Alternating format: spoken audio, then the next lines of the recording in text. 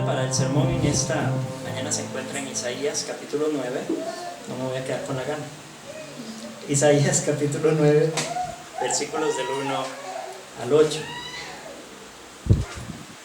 Esta es una época de celebración, para nadie es sorpresa, ¿verdad? Todos estamos aquí después de haber pasado una semana, ¿verdad? 2 fines de semana de celebración, de fiesta, y son quizás las fiestas más significativas del año. Cuando pensamos en la Navidad y en el Año Nuevo, no la celebran solo los cristianos, se celebran a nivel mundial, ¿verdad? Todo el mundo, y sí, muchos le cambian su significado y pierde muchas veces en el camino el sentido verdadero. La tradición litúrgica dice que son 12 días de Navidad, empezando desde el 24 de diciembre, o desde el 25 de diciembre, se cuentan 12 días de Navidad. Entonces técnicamente todavía estamos en Navidad. De hecho hoy es el 8º día de Navidad, y Navidad o la temporada de Navidad termina el 5 de enero. Así que para los que no han quitado el arbolito y no han bajado las luces, no se sientan mal, todavía estamos a tiempo. El 5 de enero ya pueden ir bajando todos los adornos. Pero estamos en temporada de Navidad. Sin embargo, el sentido se ha perdido. Muchas veces a nuestro alrededor vemos que se celebra más los regalos, se celebra más el tiempo en familia, se celebra más una buena comida, y se celebra la salud y la posibilidad de vernos unos a otros, y todo eso es bueno, y todo eso es motivo de alegría. Pero hemos perdido el sentido verdadero de la Navidad. Y si hay un grupo de personas que debería celebrar esta temporada bien, y que debería tener presente el sentido verdadero de la Navidad, esos son los creyentes. Nosotros no podemos darnos el lujo de dejarnos llevar por la emoción de las fiestas, ¿cierto? Si nos preguntan ¿qué es lo que celebramos?, hay una manera bien fácil de recordarlo, porque a veces, como decía César, ¿verdad?, tenemos ideas y podemos irnos por tangentes y tal vez se nos pierde el enfoque. Una palabra clave desde donde podemos construir toda la historia de la Navidad y la razón de la celebración es la palabra promesa. Estamos celebrando una promesa cumplida, una promesa de restauración, una promesa de libertad y una promesa de paz. Vamos a leer Isaías capítulo 9, versículos del 1 al 7. Dice así: Mas no habrá siempre oscuridad para la que está ahora en angustia, tal como la aflicción que le vino en el tiempo que livianamente tocaron la primera vez a la tierra de Zabulón y a la tierra de Neftalí. Pues al fin llenará de gloria el camino del mar, de aquel lado del Jordán, en Galilea de los gentiles. El pueblo que andaba en tinieblas vio gran luz. Los que moraban en tierra de sombra de muerte, luz resplandeció sobre ellos. Multiplicaste la gente y aumentaste la alegría. Se alegrarán delante de ti como se alegran en la siega, como se gozan cuando reparten despojos. Porque tú quebraste su pesado yugo y la vara de su hombro y el cetro de su opresor, como en el día de Madián. Porque todo calzado que lleva el guerrero en el tumulto de la batalla y todo manto revolcado en sangre serán quemados, pasto del fuego. Porque un niño nos es nacido, hijo nos es dado, y el principado sobre su hombro. Y se llamará su nombre admirable, consejero, Dios fuerte, Padre eterno, príncipe de paz. Lo dilatado de su imperio y la paz no tendrán límite sobre el trono de David y sobre su reino, disponiéndolo y confirmándolo en juicio y en justicia desde ahora y para siempre. El celo de Jehová de los ejércitos hará esto. Oremos. Dios, domingo a domingo acudimos a esta tu palabra conscientes de lo grande que es, de lo poderosa que es. Es tu revelación. Es la revelación de un Dios infinito, de un Dios eterno, de planes maravillosos. Y nosotros somos pequeños, limitados, pecadores, incapaces de entender esta tu palabra sin tu ayuda. Este pasaje es un pasaje que amamos, que hemos leído y hemos cantado muchas veces. Pero queremos pedirte, oh Dios, que en esta noche lo ilumines en nuestros corazones. Espíritu Santo, tú que inspiraste esta palabra y tú que moras en nosotros, tu iglesia, haz que esta palabra cobre vida en cada uno de nuestros corazones. Sobre todas las cosas, permítenos ver a Cristo glorioso. Transfórmanos conforme a tu ministerio. Santifícanos en la verdad de tu palabra. Te lo pedimos. Amén. Amén. No habrá siempre oscuridad para la que está ahora en angustia, tal como la aflicción que le vino en el tiempo que livianamente tocaron la primera vez a la tierra de Zabulón y a la tierra de Neftalí.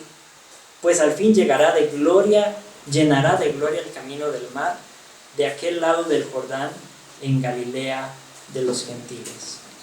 Es curioso que la promesa comenzó en este lugar tan interesante, por ponerlo de alguna manera. Galilea de los gentiles. Allí es donde se dijo que iba a empezar la promesa y efectivamente es allí donde empieza. Algunos lo entienden como el principio del ministerio de Cristo Jesús. Él empezó su ministerio en Galilea. Un lugar que por su posición geográfica estaba lleno de extranjeros. Pasaban muchas naciones, muchos pueblos diferentes y por eso se le llama Galilea de los gentiles. No porque principalmente habitaran ahí gentiles, sino porque pasaban gentiles constantemente a través de ese lugar. Y es ahí donde comienza el cumplimiento de la promesa, aquí entre los gentiles. Y esto tiene gran valor para nosotros, porque ustedes saben que tanto ustedes como yo somos, bíblicamente hablando, gentiles. Nosotros no somos del pueblo de Israel. Los israelitas llamaban a los extranjeros, a las personas de otras naciones, gentiles. Entonces, en un sentido muy estricto, nosotros somos gentiles. Y nuestro Señor inició esta promesa y el cumplimiento de esta promesa en Galilea de los gentiles. Promesa de restauración. Esta promesa se debe entender en dos dimensiones. En primer lugar, Dios le está hablando al pueblo de Israel que en este momento se encuentra cautivo en Babilonia. Ellos son los primeros receptores de esta promesa y la promesa tiene un cumplimiento parcial en la liberación de ellos y en su regreso a Jerusalén. Pero por otro lado, y más allá de eso, y quizá de manera más rica y más profunda, es una promesa hecha a la iglesia. Una promesa para el pueblo de Dios que se cumple en la iglesia. Israelitas y gentiles. Todos los que vivieron antes del cumplimiento de esta promesa y todos los que hemos vivido después del cumplimiento de esta promesa estamos metidos, por decirlo así, en este pasaje. El pueblo que andaba en tinieblas, dice el versículo 2, vio gran luz. Los que moraban en tierra de sombra de muerte, luz resplandeció sobre ellos. Aquí se compara el cautiverio de los israelitas con la oscuridad, a eso es a lo que se refiere. Estando ellos cautivos en Babilonia, era como estar a tientas, como andar en tinieblas. Muerte, un contexto de muerte, de destrucción, de oscuridad, de incertidumbre. Babilonia era un lugar de separación, que en última instancia eso es la muerte. Era un lugar de separación. El pueblo estaba disperso, separados unos de otros, separados de sus raíces, separados de la tierra prometida, del lugar donde Dios moraba, donde estaba el templo de Dios, y por ende separados de Dios. Como parte de su desobediencia de pacto habían sido castigados con muerte, separación de Dios y separación los unos de los otros. Y en esa condición es que escuchan esta profecía de Isaías y esta profecía les trae esperanza, porque dice que a los que estaban en tinieblas, a los que estaban en oscuridad les resplandeció luz. Ellos verán luz, serán restaurados como el pueblo de Dios a través de la palabra de Dios, que es la luz. No tenemos que ir muy lejos para entender el segundo cumplimiento en nosotros. Nosotros, igualmente, habitábamos en oscuridad y en tinieblas. Andábamos en sombra de muerte. Estábamos muertos en delitos y pecados, separados de Dios, aislados de Dios, enemistados contra Dios. Los efectos del pecado fueron profundos, son profundos. Es una separación en el sentido más interno del ser. Hemos hablado de que nos separa incluso de nosotros mismos, arrancando el propósito para el que fuimos creados, deshumanizándonos, haciéndonos algo que no debíamos ser. Oscuridad, separación, muerte. Y sin embargo, la luz del Evangelio, la luz de Dios, la luz de Cristo nos alcanzó y nos restauró. La palabra de la salvación nos restauró y nos trajo luz. Versículo 3: multiplicaste la gente y aumentaste la alegría. Se alegrarán delante de ti como se alegran en la siega, como se gozan cuando reparten despojos. Quiero que piensen en Israel en este momento, escuchando eso. Estaban fuera de su tierra, cautivos en Babilonia, en una tierra extraña, idioma extraño, cultura extraña, dioses extraños, todo extraño. No eran sus campos, no eran sus casas, no era su tierra. Y sin embargo, Isaías les está diciendo que Dios va a multiplicar a la gente, que va a aumentar la alegría y que se van a alegrar, y les trae a la memoria cuando estaban en su tierra. Esa alegría va a ser comparable con la alegría de la siega. Después de que han sembrado sus terrenos y finalmente ven el producto de su trabajo, y eso trae gozo, trae alegría, ver la bendición de Dios en la tierra. Cómo se gozan cuando reparten despojos, aquellos que han ganado victorias, los pueblos que salen victoriosos y se pueden llevar el botín de sus enemigos y repartir esos despojos. Esos son causa de alegría, causa de gozo que ellos llevaban mucho tiempo sin experimentar y que no parecía algo realista, no parecía algo cercano. Y de hecho, cuando fueron restaurados como nación, nunca llegaron a ser tantos como los que habían sido antes de salir al cautiverio. Nunca llegaron a ser tan numerosos. Los que regresaron no fueron tantos como los que fueron tomados, pero el énfasis de esta alegría sí está en la cantidad, pero está más en el aumento de gozo que se da. Gozo que no se compara con ningún gozo anterior. Tal vez ellos puedan comparar las circunstancias, pero no podrían comparar el gozo que sentirían. Y viene directamente ese gozo para nosotros de la promesa de redención. No solo señala el regreso a Babilonia, sino que señala la redención de la iglesia de Cristo. El verdadero remanente, el verdadero pueblo de Dios iba a encontrar un gozo mayor que el que jamás había experimentado, y una multiplicación más allá de los números que habían conocido. Y es que en la iglesia, a través de la predicación del Evangelio, se han sumado millares de millares de millares al pueblo de Dios, muchos más de los que habitaron en Jerusalén, muchos más de los que habitaron en la tierra de Israel. Es aquí donde esa multiplicación cobra sentido. Ustedes y yo somos fruto, somos el cumplimiento de esta promesa de multiplicación. Nosotros hemos sido sumados a esas listas de creyentes, a esa lista de la iglesia redimida en Cristo. Es solo a través de esa redención que los gentiles hemos entrado a formar parte de la iglesia. Y en ese contexto de derrota y en ese contexto de pobreza de Babilonia, sí, hablar de siega, hablar de despojos, hablar de victoria, hablar de producto de la tierra, de fruto de la tierra, casi suena cruel.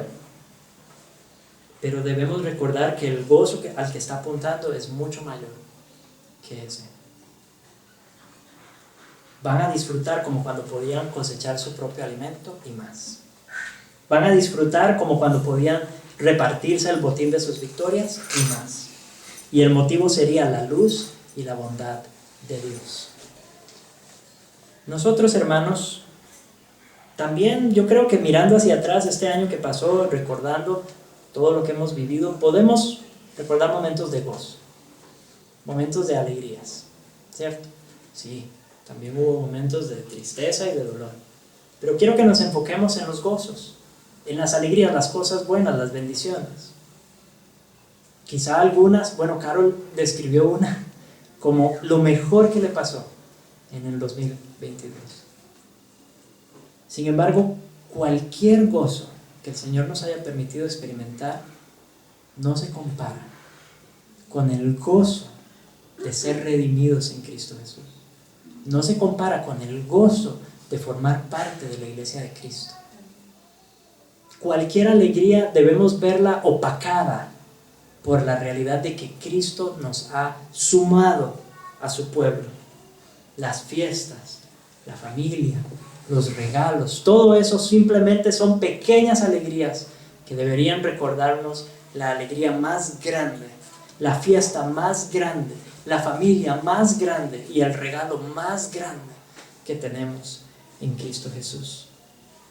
Cualquier promoción o ascenso en el trabajo, cualquier graduación o final de un curso lectivo con notas satisfactorias, cualquier fruto de un trabajo bien hecho, se queda corto comparado con el fruto de la obra más grande realizada por nuestro Salvador Jesucristo. La alegría que perdura. Si queremos tener verdadera alegría y verdadero gozo este año, un gozo perdurable que nos aguante aún en los momentos difíciles y en las pruebas que enfrentaremos en el 2023, esa alegría solamente puede venir de andar delante de Dios, de saber que somos pueblo de Dios, de haber sido reconciliados. Aquello que antes era separación, ahora es unión en Cristo. Estamos con Él para siempre, venga lo que venga, somos suyos. Amén. Dios es inmutable, Dios es fiel, así que cualquier gozo y alegría fundamentado en Él será inmutable. Esa es la promesa de redención que tenemos. También es una promesa de libertad. Dice el versículo 4, porque tú quebraste su pesado yugo y la vara de su hombro y el cetro de su opresor, como en el día de Madián. El pesado yugo, la vara del hombro y el cetro del opresor son todos una misma cosa. Se está refiriendo al cautiverio, se está refiriendo a la esclavitud de diferentes maneras.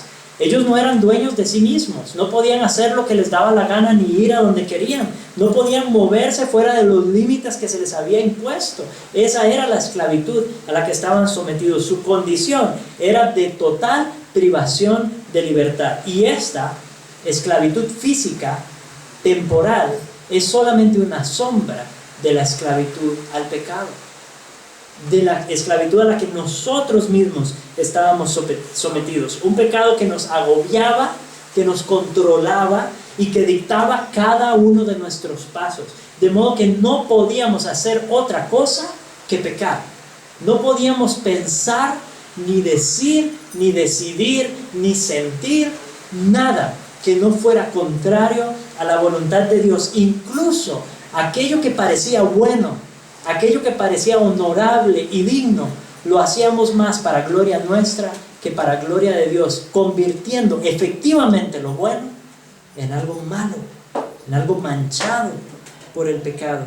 Y es que el propósito de nuestra vida es vivir para Dios, y cualquier cosa que hagamos, por buena que parezca, si no la estamos haciendo para Él, es pecado. Ese es el fruto del pecado, ese es el yugo, la vara, el cetro. Pero Dios los ha quebrado. Dios lo quebró, como en el día de Madián. El día de Madián es una historia interesante. La historia de Josué. De Josué, no. Del juez, en Jueces 7, Gedeón. Él empezó su batalla con un ejército grande. 32,000 hombres. Y luego fue reduciendo el número de soldados para luchar contra los madianitas a 10,000 y después a 300. Y con 300 hombres Se enfrentó a un ejército, pero no se enfrentó de una manera tradicional. No hubo ninguna estrategia de guerra humana como uno podría imaginar en un campamento ahí, mapeando todo lo que iban a hacer, sino que fue directamente la mano de Dios y por los medios más impensables, los medios más inimaginables. Un pequeño grupo de 300 soldados rodearon el campamento de Madián y con cántaros vacíos y trompetas hicieron que los madianitas se destruyeran a sí mismos. Si no conocen la historia, deben leerla. Pero lo que es evidente en esta historia es que fue Dios, fue la mano de Dios la que los libró. Ellos no pudieron decir que fue su estrategia, la fuerza de su ejército, los números. No fue eso. Fue la mano de Dios y de los medios más inusuales posible. Versículo 5 dice: porque todo calzado que lleva el guerrero en el tumulto de la batalla y todo manto revolcado en sangre serán quemados, pasto del fuego. Las armas, la guerra, los planes de ejército, las armaduras, nada de eso va a valer, nada de eso va a servir. El pueblo de Israel no sería liberado a través de una rebelión, a través de sus propias fuerzas, a través de sus armas y de su ejército. Los implementos de guerra no iban a servir de nada. Fueron liberados solo por la mano de Dios, que movió el corazón del emperador o del rey del momento para que ellos pudieran regresar a su tierra. Sin fuerza, sin ejército, sin poder, la mano de Dios los liberó, y fue una liberación definitiva para que pudieran volver a Jerusalén. Así también la liberación del pecado que el Señor nos ha dado es definitiva, y así también esa liberación no ha dependido de nuestras fuerzas. No fue nada que ni ustedes ni yo hubiéramos hecho. Nosotros estábamos muy cómodos en Babilonia. Estábamos muy felices, esclavizados a nuestro pecado, rebeldes contra Dios, sin deseo de conocerlo, sin deseo de servirle, sin deseo de amarle. Pero Él, en su gracia, envió a su Hijo y abrió el camino de salvación. Y no solamente abrió el camino, sino que su Espíritu Santo, dice la palabra de Dios, que es el que nos da vida y nos regenera, por decirlo así, nos empuja, nos mete en el camino de salvación.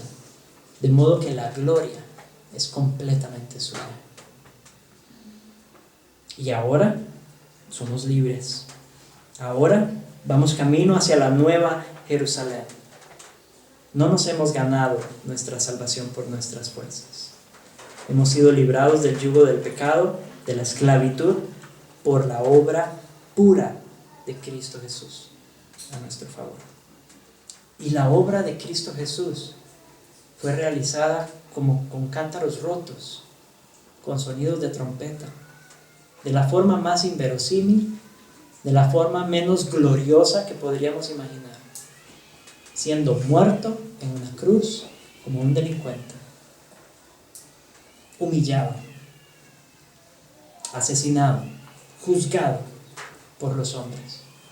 Y en esa aparente derrota, en esa aparente debilidad, Jesucristo logró la victoria. Estamos viviendo de acuerdo a esa libertad que le costó a nuestro Salvador toda su sangre. Estamos viviendo entendiendo que somos libres en Cristo Jesús, o vivimos todavía como si fuéramos esclavos. El esclavo que solo conoce la esclavitud y que solo ha vivido bajo el yugo del pecado, digamos que es entendible que viva así, porque eso es todo lo que conoce. No ha conocido nada mejor. Pero ustedes y yo, por la gracia de Dios, hemos experimentado libertad. Ustedes y yo sabemos que el pecado ya no nos domina. Ustedes y yo sabemos que al que Cristo libertare será verdaderamente libre. Y sin embargo, somos más dignos de conmiseración si seguimos viviendo como si fuésemos esclavos.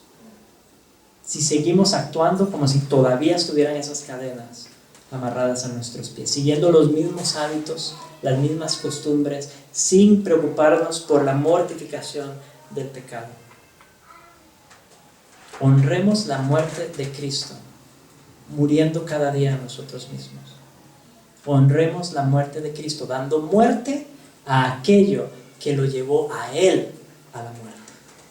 El enemigo suyo debe ser también nuestro enemigo. Vivamos como ciudadanos del cielo. Vivamos como ciudadanos de luz. Vivamos en santidad. Vivamos en amor. Porque un niño nos es nacido, hijo nos es dado, y el principado sobre su hombro.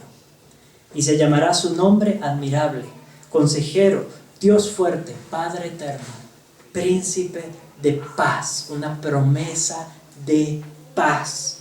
El pueblo de Dios recibe esta promesa a través de la persona concreta de un niño, de un hijo, que nació indefenso en un establo. Pero no nos dejemos confundir por esa imagen, porque los nombres que tiene este niño no son nombres de un bebé cualquiera. No es un niño indefenso, llorón y débil el que vino a darnos la victoria. Estamos hablando del mismísimo Hijo de Dios que nos ha sido dado. Como uno de los nuestros, nació como hombre para llevar a cabo su obra de salvación. Dado a nosotros y dado por nosotros. 5 nombres. Admirable. No ha habido milagro más grande que el milagro de la encarnación. Desde la creación, que sí, fue un acto admirable, hasta los milagros que recorrieron la historia del pueblo de Israel en el Antiguo Testamento. Incluso los mismos milagros que llevó a cabo Jesús son solo una sombra o un anticipo del milagro de milagros, el milagro de la salvación realizada y cumplida por Jesucristo mismo. Los misterios más maravillosos y los tesoros más grandes de la sabiduría de Dios fueron dados a conocer en este Hijo, en Jesucristo. Ningún otro evento en la historia puede producir en nosotros la misma admiración que debe producir la encarnación del Señor Jesucristo. Él es lo más grande. Para el pueblo de Dios, Él es lo más grande. Para el pueblo de Dios, Él es lo más maravilloso, lo más admirable. Todos nuestros pensamientos, emociones, acciones, todo debe girar en torno a este que se ha convertido en el centro de gravedad de nuestra vida. Consejero, porque su sabiduría es absoluta. Él es el Logos de Dios, la palabra de Dios hecha carne. Sus enseñanzas vienen directamente de la mente de Dios, del corazón de Dios. Él es el más alto y perfecto maestro, pero como un consejero es también cercano. Está aquí, a la par, junto a nosotros. Y cuando necesitamos ayuda, cuando necesitamos sabiduría, cuando necesitamos consejo, Él está cerca. Y nos enseña como amigos, nos enseña como hermanos. Él es Dios fuerte, Él es Dios mismo, la segunda persona de la Trinidad, y podemos y debemos adorarle como a Dios con toda libertad. Hay algunos movimientos, he visto iglesias cristianas incluso, que tienen dificultad para ver a Cristo como Dios y de alguna manera lo minimizan, lo encogen, ¿cómo se puede decir? En lugar de promoverlo, ¿verdad? Lo demueven, lo bajan, lo rebajan. Pero Él es Dios. Él merece toda la adoración de Dios. Él merece toda la honra que Dios merece. Él es verdaderamente Dios. Pero no es cualquier Dios. Hay un calificativo ahí. Dios fuerte. Los enemigos que tenemos nosotros son enemigos formidables. Los enemigos de la iglesia, los enemigos de Dios, son enemigos imposibles. de vencer para nosotros. El pecado, la muerte, Satanás mismo, enemigos declarados de la iglesia. El único que podía vencerlos tenía que ser más fuerte que ellos. Y el único más fuerte que ellos es Dios hecho hombre, Jesucristo. Él destruyó a los enemigos de manera definitiva. Él los tiene bajo sus pies, aplastados. Imagínenselos con su zapato en el cuello. Así están los enemigos de Dios en este momento. Y solo falta que llegue el momento propicio en la historia para que Él termine de bajar el pie y esos enemigos sean completamente destruidos. Por ahora, allí están coleteando, allí están moviéndose un poco, haciendo algunos estragos, pero son enemigos vencidos y verán su final cuando nuestro Señor Jesucristo termine de aplastarlos. Y el último enemigo que será derrotado será la muerte. Y cuando la muerte sea derrotada, se abrirá la puerta de la eternidad de manera definitiva para nosotros. Ese Padre eterno, Padre para siempre. Gozaremos de su presencia, de sus bondades para siempre. No tenemos ni idea de cómo será vivir con Él, andar con Él como Adán y Eva en el huerto, al fresco del día, disfrutando de la presencia de nuestro Padre para siempre. Él nos ha hecho hijos y Él es también el autor de todo esto, de nuestra salvación y de la gloria que nos espera. Todo lo que somos y lo que seremos es y será gracias a este Hijo que nos es dado. Este nuevo año podemos dirigir nuestra mirada hacia adelante y pensar, bueno, en resoluciones de año nuevo. ¿Y cómo quiero vivir mi vida este año que comienza? ¿Cómo quiero ser un mejor cristiano? ¿Cómo quiero ser un mejor padre, una mejor madre, un mejor hijo, un mejor hermano, etcétera, etcétera, etcétera? Pero tratemos de mirar aún más allá de eso. Hay eternidad a la espera. Hay un destino eterno. Y donde pasemos ese destino eterno no depende de si somos mejores padres, mejores hermanos, mejores hijos, mejores lo que sea este año. No dependerá de eso. Dependerá de si hemos confiado y nos hemos arrepentido de nuestro pecado delante de este Hijo que fue dado. Admirable, consejero, Dios fuerte, Padre eterno, pero también príncipe de paz, el broche de oro, el final que necesitábamos. La obra del Hijo fue una obra que trajo paz, donde antes había separación, donde antes había enemistad, donde antes había odio. Él ha traído paz, paz que produce un gozo completo y perfecto. Ninguna bendición es mayor que saber que estamos en paz con Dios por la obra de Cristo. Cuando nuestro enemigo anda suelto y sabemos que está allá afuera y que nos puede hacer cualquier daño, no tenemos paz. Pero cuando sabemos que nuestro enemigo ha sido vencido y que ya no hay muro de separación, que ya no hay enemistad entre nosotros y Dios, cuando sabemos que eso es una realidad, podemos tener paz verdadera. El diablo, la muerte y el pecado han sido derrotados de manera verdadera. Cada nombre debe afectar nuestros corazones. El admirable, el milagro más grande de Dios debe producir en nosotros admiración. El consejero debe producir en nosotros confianza y cercanía. El Dios fuerte debe producir en nosotros seguridad de nuestra salvación y adoración a este que es verdaderamente Dios. El Padre eterno debe producir en nosotros la tranquilidad de saber que Él está en control, que Él es el autor de todo esto y que Él nos ha hecho parte de su familia y esto no cambiará. Será así hasta el fin y más allá del fin. Y este príncipe de paz ha derrotado por completo a nuestros enemigos, lo dilatado de su imperio, y la paz no tendrá límite sobre el trono de David y sobre su reino. disponiéndolo y confirmándolo en juicio y en justicia, desde ahora y para siempre. El celo de Jehová de los ejércitos hará esto. Para los israelitas en el cautiverio fue una promesa que tuvieron que esperar cerca de 700 años para que se cumpliera. Muchos de ellos llegaron a ser parte de la iglesia al poner su confianza en la promesa, sin saber concretamente cómo se cumpliría. Para nosotros esto ya no es una promesa solamente, sino una promesa cumplida.